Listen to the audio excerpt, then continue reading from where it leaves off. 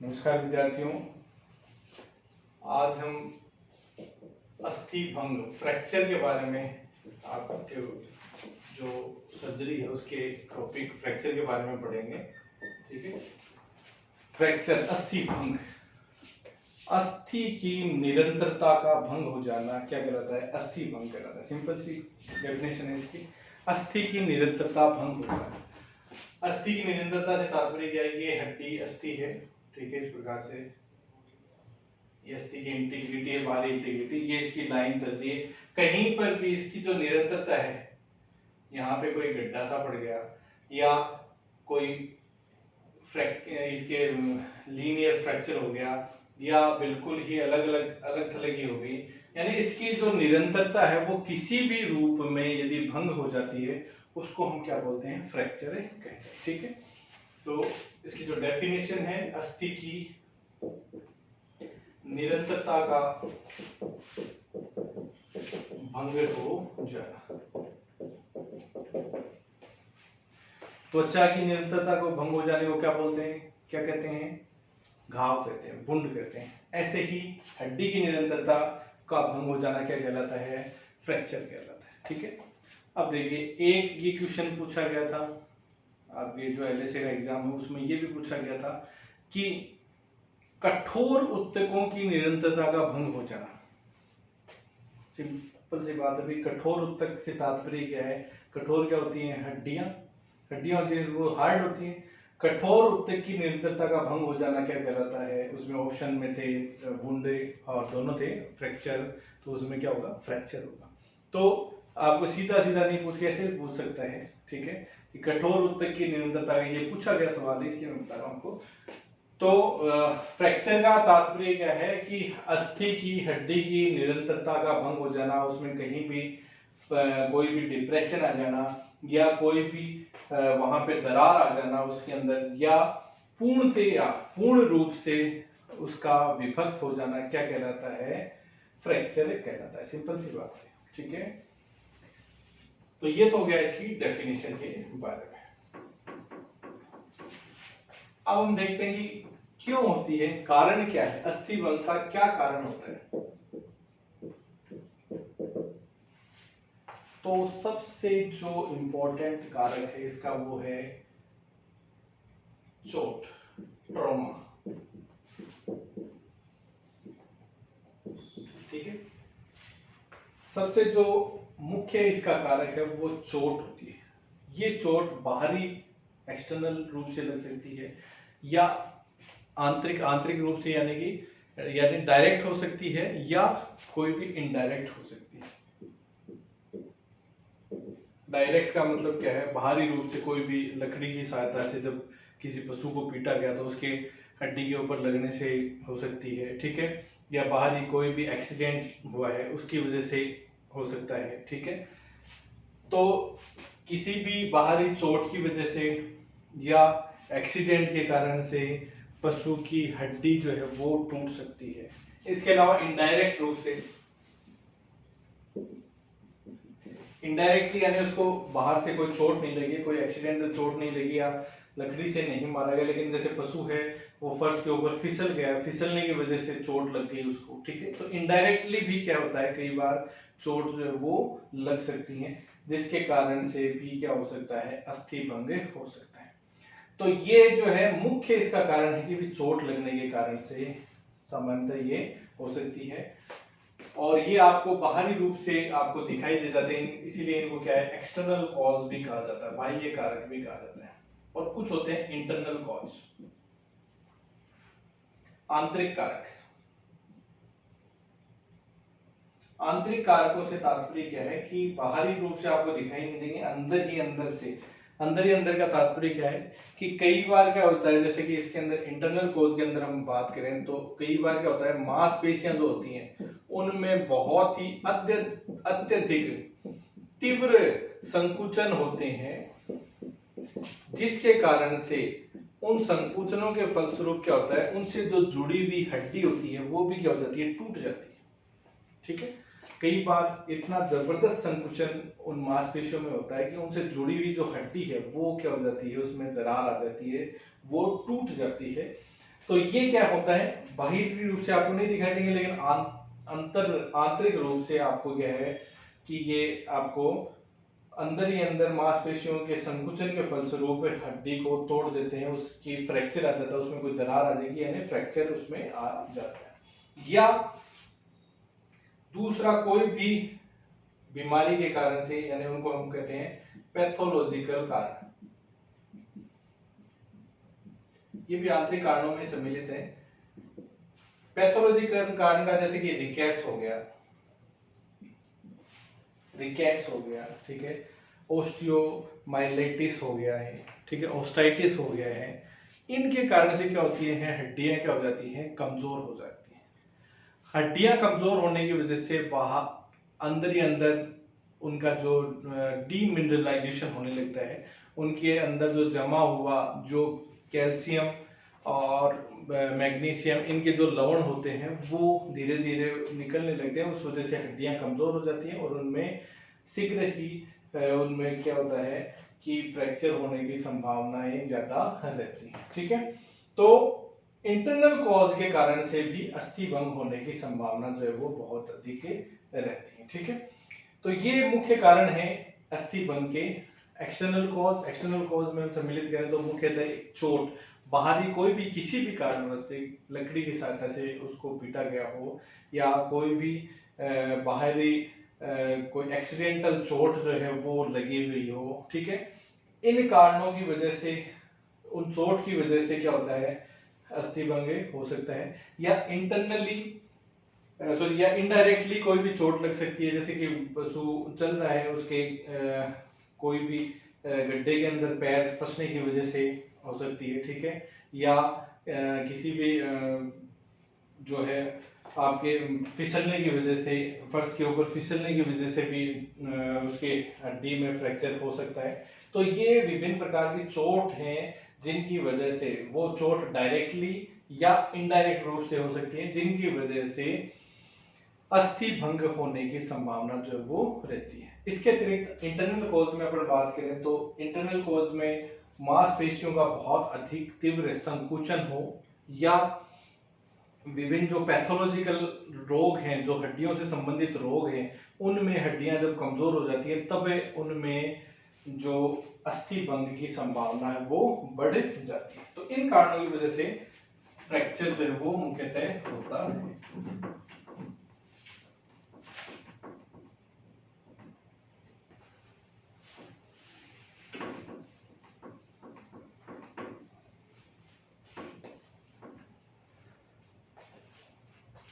अब हम बात करेंगे फ्रैक्चर के अस्थि भंग के प्रकारों के बारे में। तो विभिन्न आधारों पे फ्रैक्चर को अलग अलग प्रकारों में बांटा जा सकता है। सबसे पहले हम देखेंगे गंभीरता के आधार पर फ्रैक्चर के प्रकार।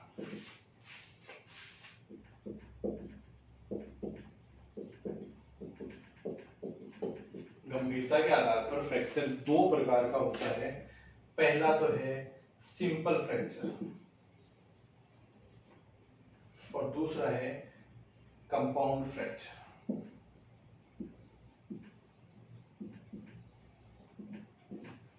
नाम से जैसे स्पष्ट है, सिंपल है, सरल, सिंपल। इसका तात्पर्य क्या है, इसमें क्या होती है, सिर्फ अस्थि जो है वही टूटती है। अस्थि की सतह है पर दरार या टूटती है, सिर्फ अस्थि ही टूटती है, और अस्थि जो है वो बाह्य वातावरण के संपर्क में नहीं आती। ये दोनों बातें आपको ध्यान में रखें, नहीं होती। कैसे, जैसे हम देखें इस डायग्राम में, ये कोई मान लो पैर की हड्डी है, जैसे हम बात करें, और ये पैर है, ये बाहरी स्किन है, ठीक है। इसमें क्या होगा, सिर्फ हड्डी टूट जाएगी, हड्डी का किसी प्रकार का फ्रैक्चर इसका हो सकता है। ये हड्डी टूट गई है, लेकिन इस जो बाहरी त्वचा है वो त्वचा जो है वो नहीं टूटती है, ठीक है।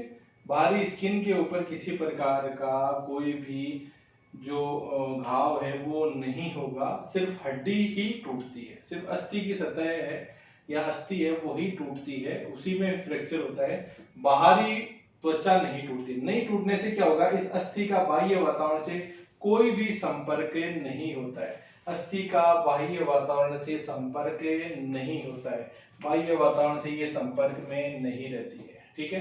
ये बाह्य वातावरण से इसका कोई भी संपर्क साधित नहीं होता है। ये दोनों बातें आपको ध्यान में रखनी। ये तो कहलाता है सिंपल फ्रैक्चर। सिंपल का मतलब सिर्फ क्या टूटी है, हड्डी टूटी है, उसके आसपास की जो मांसपेशियां हैं और त्वचा है वो उन पे किसी प्रकार का, आसपास की रुधिर वाहिनियां उन पे किसी प्रकार का कोई भी जो घाव है वो नहीं हुआ है। दूसरा है कंपाउंड फ्रैक्चर। इसमें अस्थि के साथ साथ उसके आसपास स्थित उत्तक भी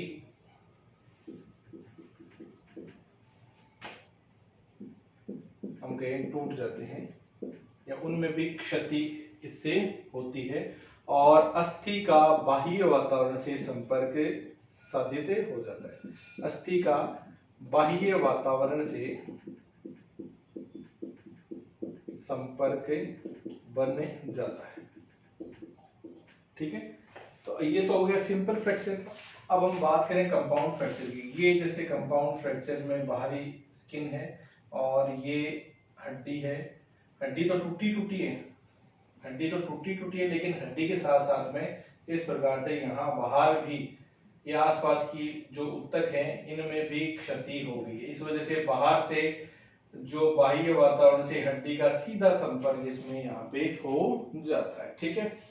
तो सिंपल में तो क्या है, सिर्फ और सिर्फ अस्थि टूटती है, लेकिन कंपाउंड फ्रैक्चर में अस्थि के साथ साथ में उसके आसपास स्थित उत्तक है, उसके बाहर उसको घेरे हुए जो मांसपेशियां और त्वचा है वो भी क्या हो जाती हैं, टूट जाती हैं, उनकी भी इंटीग्रिटी भंग हो जाती है, जिस वजह से अस्थि का बाह्य वातावरण से संपर्क स्थापित हो जाता है। ऐसे फ्रैक्चर को हम क्या बोलते हैं, कंपाउंड फ्रैक्चर। तो सिंपल फ्रैक्चर है वो कम गंभीर होता है, कंपाउंड फ्रैक्चर है वो ज्यादा गंभीर होता है, क्योंकि इसमें आपको हड्डी को जोड़ना है। इसमें तो जोड़ना है तो बाहरी, आप सिर्फ बाहरी जो उन अप्लायंसेस से, उन बाह्य आप इमोबिलाइजेशन से, ठीक है, आप उसको एक्सटर्नल फिक्सेशन से आप इसको साध सकते हैं। लेकिन इसमें क्या होता है, आपको बाहरी आप जो एक्सटर्नल फिक्सेशन करते हैं उसमें आपको या तो विंडो बनानी पड़ेगी या आपको इंटरनल फिक्सेशन इसमें करना पड़ता है, ठीक है। तो इसमें साथ ही साथ क्या होता है, अंदर बाह्य वातावरण से संपर्क स्थापित होने के कारण से अंदर जो है इन्फेक्शन जाने का खतरा भी रहता है। इस वजह से इसकी गंभीरता क्या होती है, ज्यादा होती है बजाय कि सिंपल के। तो कंपाउंड फ्रैक्चर जो है वो ज्यादा गंभीर होता है, सिंपल फ्रैक्चर जो है वो कम गंभीर होता है, ठीक है। गंभीरता के आधार पे हमें देखते हैं। तो दो प्रकार के होते हैं, सिंपल एंड कंपाउंड।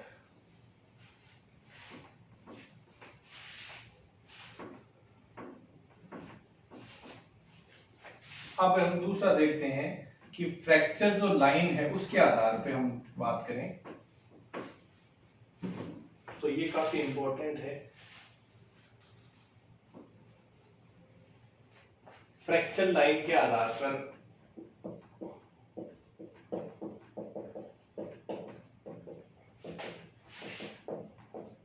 फ्रैक्चर के प्रकार।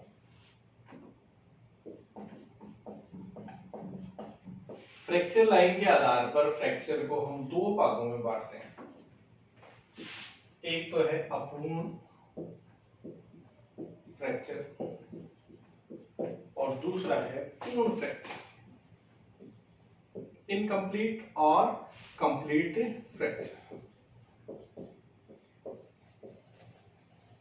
कंप्लीट और इनकम्प्लीट फ्रैक्चर। अब देखो इसमें भी आपका नाम से जो है वो स्पष्ट है, इनकम्प्लीट। इनकम्प्लीट यानी क्या है, फ्रैक्चर जो लाइन है वो क्या है, कैसी है, इनकम्प्लीट है। और कंप्लीट में क्या है, जो फ्रैक्चर लाइन है वो कैसी है, कंप्लीट है। बस नाम से जैसे स्पष्ट है, अपूर्ण और पूर्ण। फ्रैक्चर लाइन पूरी नहीं है तो उसको हम बोलेंगे अपूर्ण, इनकम्प्लीट। और फ्रैक्चर लाइन पूर्ण है, पूरी है, उसको हम क्या बोलेंगे, पूर्ण। ठीक है, कंप्लीट फ्रैक्चर। अब फ्रैक्चर लाइन क्या होती है, किस प्रकार से होती है, कैसे अपूर्ण होती है, कैसे पूर्ण, इसका हम इस डायग्राम में देखते हैं। देखो, ये हड्डी है, ठीक है। इस हड्डी में कोई भी फ्रैक्चर हो गया और ये दरार सी पड़ गई यहाँ पे, ये दरार पूरी नहीं है, पूरी हड्डी में आर पार नहीं है, तो ऐसी स्थिति को हम किस में गिनेंगे, अपूर्ण फ्रैक्चर के अंदर। ठीक है, ये भले एक हो, दो हो, कितने भी हो, लेकिन यदि पूरी हड्डी के अंदर आर पार नहीं है, यानी एक दिशा से दूसरी दिशा तक पूरी पार नहीं है, तो ऐसी स्थिति को हम क्या बोलते हैं, अपूर्ण फ्रैक्चर कहते हैं। जबकि पूर्ण फ्रैक्चर में क्या होगा, पूर्ण फ्रैक्चर में जो अस्थि होगी वो, उसमें जो फ्रैक्चर लाइन होगी वो क्या होगी, पूरी आर पार होगी। इस प्रकार से फ्रैक्चर इस प्रकार से होगा पूर्णतः, ऐसे हड्डी का फ्रैक्चर जो है वो पूरा होगा। इसको तो हम क्या बोलते हैं, पूर्ण फ्रैक्चर, और इसको हम क्या बोलेंगे, अपूर्ण फ्रैक्चर। ठीक है, अब देखो, अपूर्ण फ्रैक्चर भी अलग अलग प्रकार के हो सकते हैं। कौन कौन से होते हैं, बात करें। पहला अपूर्ण फ्रैक्चर में पहला हम पढ़ेंगे फिशर फ्रैक्चर। फिशर, फिशर का मतलब क्या है, दरार। हड्डी है,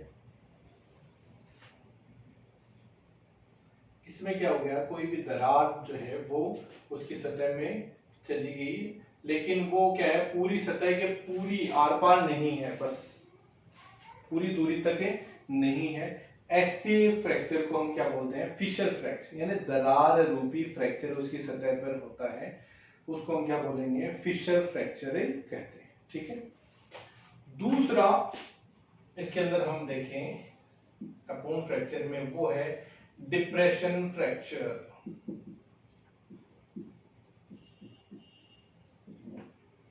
डिप्रेशन फ्रैक्चर क्या होता है, इसके बारे में मैं आपको डायग्राम में बताऊं तो क्या होगा, कई बार क्या होगा, बाहरी रूप से ऐसे कोई दबाव पड़ा और उस दबाव की वजह से जो हड्डी है उसका ये भाग यहाँ से क्या हो गया, अंदर थोड़ा सा ऐसे धस गया है, अंदर दब गया है। इस प्रकार के फ्रैक्चर को हम क्या बोलते हैं, डिप्रेशन। डिप्रेशन, गड्ढा पड़ गया है, वहां पे धस गया है अंदर की ओर, कोई भी भाग यहाँ हो सकता है, यहाँ पे कहीं पे भी हो सकता है, बाहरी कोई भी ऑब्जेक्ट की वजह से, उसके दबाव के कारण से ये अंदर धस गया है। इस प्रकार के फ्रैक्चर को हम क्या बोलते हैं, डिप्रेशन फ्रैक्चर।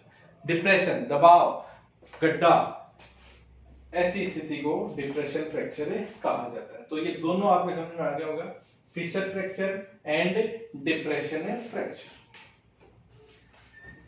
अब इसमें अपूर्ण फ्रैक्चर में एक और देखते हैं हम फ्रैक्चर, जिसका नाम है ग्रीन स्टिक फ्रैक्चर। अपूर्ण फ्रैक्चर का ही एक इंपॉर्टेंट जो प्रकार है उसका नाम है ग्रीन स्टिक फ्रैक्चर।